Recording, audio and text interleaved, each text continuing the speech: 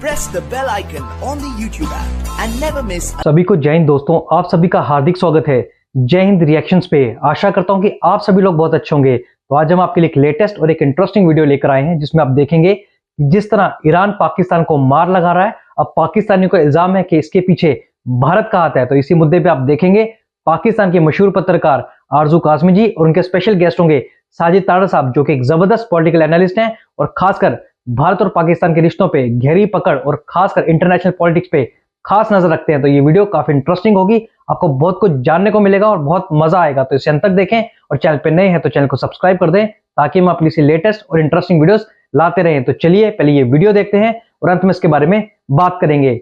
जय हिंद, जय भारत। ज्वाइन किया साजिद तारड़ साहब ने, बहुत शुक्रिया सर, क्या जा पाए। My pleasure, Azu. Thank you. Sir आज तो एक तो हम डिस्कस करेंगे जाहिर ट्रम्प साहब को, उनका जो सुना है कि एक स्टेट में वो 50% जो है वोट उन्हें पड़े हैं। सबसे पहले हम उस पर बात कर लेते हैं। इसके अलावा ईरान पर बात करेंगे कि ईरान के साथ क्या एक बार फिर ऐसा लग रहा है कि ईरान फिर अटैक कर देगा।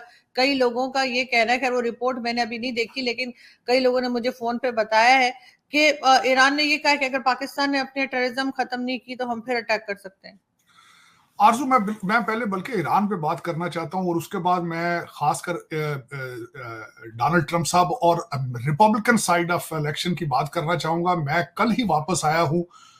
पोर्ट्समाउथ जगह है जहां पे काकस जो हो रही है रिपब्लिकन, न्यू हैम्पशायर में। मैं खुद 2 दिन वहां रहा हूं। मुझे इत्तेफाक हुआ है कई सीनियर रिपब्लिकन लीडर से मिलने का।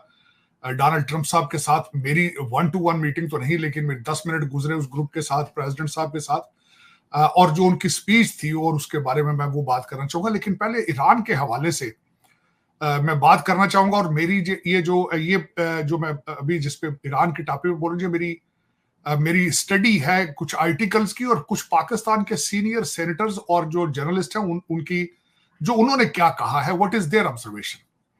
जो एक बहुत बड़ा खदशा था, मैं हमेशा ये कहता था कि जिस दिन अटैक हुआ उससे एक दिन पहले डॉक्टर जयशंकर वहां पे थे और इसको उठाया जाएगा, इस बात को कि शायद स्पेकुलेट किया जाएगा कि शायद भारत इस हमले के पीछे है। लेकिन आज फिर वही हुआ है कि कुछ जो है सीनियर जर्नलिस्ट जो है वो इस चीज पे बात कर रहे हैं। उसकी मैं डिटेल में जाना चाहूंगा। एक तो वो इल्जाम ये लगाते हैं कि डॉक्टर जयशंकर साहब ने ईरान को कहा है कि हमने सर्जिकल अटैक किया था और उसके बाद उसका फायदा ये हुआ था कि दहशतगर्दी फिर रुक गई थी। तो आप अगर अटैक करें तो इसका आपको भी फायदा होगा। जो वो जैशे अदल है उसके ऊपर अटैक करें तो आपकी भी दहशतगर्दी रुक जाएगी आगे, उससे ये हासिल होगा। फिर उस पे उन्होंने जो अटैक किया, और ये भी कहा जाता है कि डॉक्टर जयशंकर ने कहा ईरान से कि पाकिस्तान इस वक्त फाइनेंशियली बहुत कमजोर है, आइसोलेटेड है, वो रिटेलिएट नहीं करेगा। लेकिन यहां पे मैं ये बताना चाहूंगा कि पाकिस्तान के पास कोई चॉइस था ही नहीं कि वो इस पे रिटेलिएट ना करते। अगर वो रिटेलिएट ना करते तो फिर बड़ा मुश्किल हो जाना था सर्वाइवल ऑफ पाकिस्तान। अब उससे भी मजीद आगे बात यह हुई है कि ये भी जो सीनियर जर्नलिस्ट हैं उन्होंने अपने आर्टिकल में ये भी लिखा, उन्होंने बताया है कि भारत ने ये भी ऑफर की है कि हम आपको तैयारे देंगे, पायलट आपके होंगे, तैयारे हमारे होंगे और मिसाइल भी हमारे होंगे। और अगर फ्यूचर में आपको किसी लॉन्गर कॉन्फ्लिक्ट में आप जाते हैं तो हम दूसरे बॉर्डर्स भारत के साथ हैं वहां से हम पाकिस्तान पे प्रेशर क्रिएट करेंगे। ये भी ऑफर की गई। अब ये पता नहीं कहां तक ये बात ठीक है या गलत है, लेकिन ये बात ऑफर कहते हैं कि भारत की तरफ से ईरान को की गई। दूसरी तरफ से जो सबसे ज्यादा जो बताई गई है बात, सालसी जो आर्बिट्रेशन की है वो सबसे ज्यादा टर्की ने की है और साथ चाइना भी साथ इसमें इन्वॉल्व था। टर्की ने क्या जवाब दिया? टर्की ने यह जवाब दिया कि अगर आप इसमें कॉन्फ्लिक्ट में जाएंगे तो एक खदशा यह है कि जैकबाबाद और चमन के इलाके में अमेरिका जो है वो अपनी फौजें लेकर आ जाएगा। तो फिर आप क्या करेंगे? तो एक और दूसरा उन्होंने कहा है कि टर्की ने उनको बताया है कि आप पहले ही कई जो है फ्रंट्स के ऊपर लड़ रहे हैं और आपके लिए मुश्किल हो जाएगा। बल्कि टर्की, किर्गिस्तान और इजराइल और अरब जो है उनके साथ भी उनके कोई रिलेशनशिप इतने अच्छे नहीं है। अभी रिसेंटली उन्होंने सऊदी अरब से रिलेशन अपने ठीक किए हैं, लेकिन ये सारी चीजें जेपरडाइज हो जाएंगी, तो जरा you have to be careful. तो उसके बाद उन्होंने चाइना इसमें गारंटर है कि BLA और BFA इसको खत्म किया जाएगा ईरान के अंदर से, और पाकिस्तान वाली साइड से जैश-ए-अदल को पाकिस्तान कंट्रोल करेगा। इसमें गारंटी किसकी है? चाइना की है। और दूसरा, दोनों कंट्रीज मिलके अपनी बॉर्डर मैनेजमेंट पे काम करेंगे, और एक दूसरे के जो डेलीगेशंस हैं उनको अगर कोई खदशा है तो वो एक दूसरे के मुमालिक में जाके विजिट भी कर सके। मैं इस पे बल्कि इससे मैं आखिर में अपनी भी इस पे ओपिनियन दूंगा। इसके ऊपर जो सबसे ज्यादा सेनेटर मुशाहिद हुसैन है पाकिस्तान के, एक बहुत बड़े फॉरेन पॉलिसी पे उनका काफी ग्रिप है उनकी। उन्होंने कहा है कि पाकिस्तान के जो हालात ज्यादा खराब हैं वो रूस और अफगानिस्तान की जंग के बाद खराब हुए। लेकिन सेनेटर मुशाहिद साहब ने ये नहीं कहा कि उसके बाद हम दोबारा रिवाइव क्यों नहीं कर पा रहे। वो तो जंग हो गई ना, खत्म हुआ है, उसको काफी अरसा हो गया।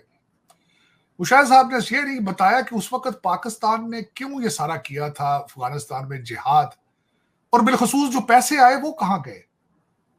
और फिर उस वक्त जो आपने जिहाद किया, बाद में उसी जिहाद को दहशतगर्दी में आपने कर दिया, चेंज कर दिया, और फिर उसके बाद अभी तक आप उन डॉलरों के ख्वाब देखते रहते हैं सुबह शाम। उन डॉलरों के ख्वाब छोड़े, मूव ऑन, ये नहीं बताया सेनेटर साहब ने।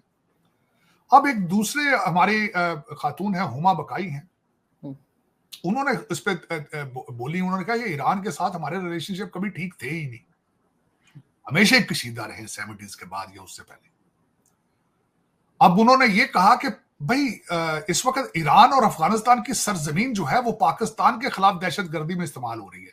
मेरा उसके लिए जवाब यह है, हुमा बकाई साहिबा, यही एतराज दोनों दूसरे मुल्कों को आप पे है, बल्कि 3 मुल्कों पे है। भारत को भी एतराज है कि आपकी सरजमीन उनके खिलाफ इस्तेमाल हो रही है।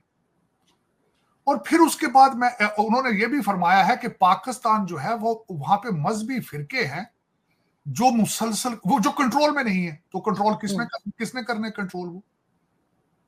और यहाँ पे एक बड़ी यूनिक सिचुएशन ये थी, मैं खुद बल्कि सारी जिंदगी यही पढ़ता रहा हूँ। यूनिक सिचुएशन ये थी, इसका लुब्बे लुबाब तो मुझे नजर आ रहा था ओवरऑल कि भाई ईरान के पीछे रशिया है, पाकिस्तान के पीछे अमेरिका है। आपने रिसेंटली अभी पैसे लिए हैं IMF से, हमारे आर्मी चीफ साहब भी बड़ा कामयाब दौरा अमेरिका का करके गए, आपने जाहिर जवाब देना ही था उसका।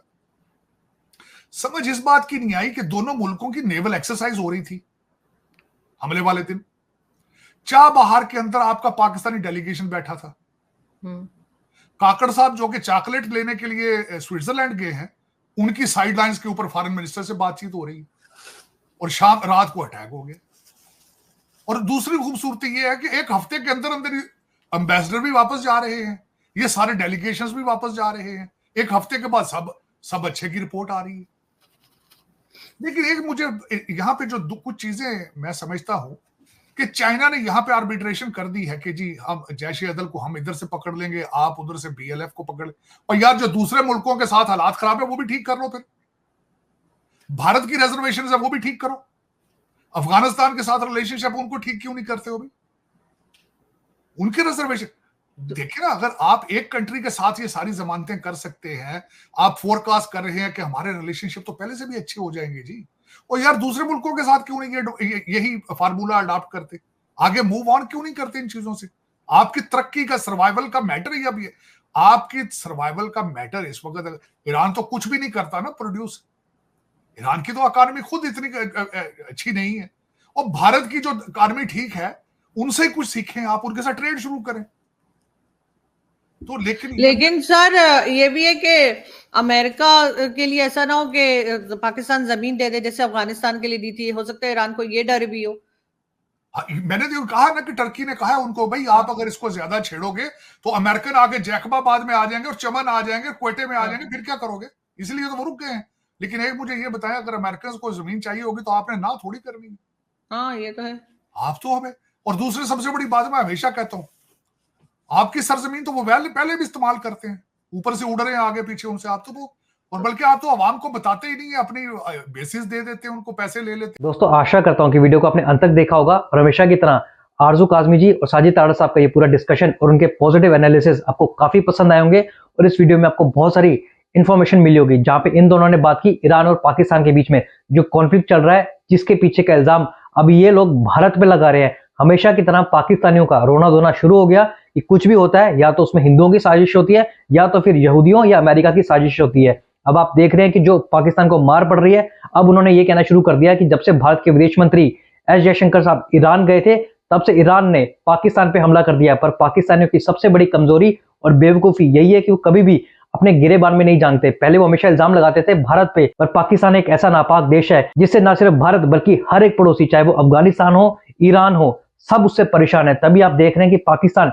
चारों तरफ से घिरा हुआ है और चारों तरफ से अब पाकिस्तान हमले झेल रहा है। तो आशा करता हूं वीडियो आपको काफी पसंद आई होगी। वीडियो अगर आपको अच्छी लगी है तो इसे लाइक और शेयर जरूर कर दें और अपने विचार हमें कमेंट सेक्शन में लिखकर जरूर बताएं। तो चलिए फिर मिलेंगे ऐसे ही किसी दमदार और मजेदार वीडियो में। पर अगर आप चैनल पर नए हैं तो चैनल को सब्सक्राइब कर दें ताकि हम आपके लिए लेटेस्ट, इंटरेस्टिंग और इन्फॉर्मेटिव वीडियोस लाते रहें। जय हिंद, जय भारत।